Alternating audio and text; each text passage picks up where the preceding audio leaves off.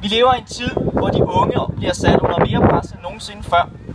Det er alt lige fra folkeskolen til ungdomsuddannelserne til de videregående uddannelser.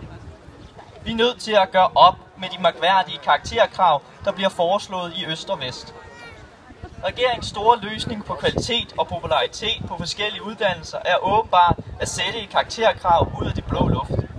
Der er blevet sat karakterkrav på erhvervsuddannelsen, på læreruddannelsen, og nu er der flere af de borgerlige partier, som vil have et karakterkrav på 7 på gymnasiet. Er det virkelig det bedste, vi kan komme frem til? Kvaliteten er ikke i orden. Vi sætter et karakterkrav, og så bliver det nok bedre. Det er især de borgerlige, som kommer med det synspunkt. Men de borgerlige tager fejl. Uddannelse bliver ikke automatisk bedre med et karakterkrav. Det kræver en meget større indsats at rette op på problemerne. Derfor har SF også været med til en stor reform af erhvervsskoleområdet.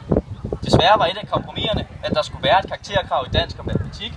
Men vi var nødt til også at være med til at styrke, altså at vi i fremtiden har uddannelse for de faglærte, som de kan bygge vores samfund op.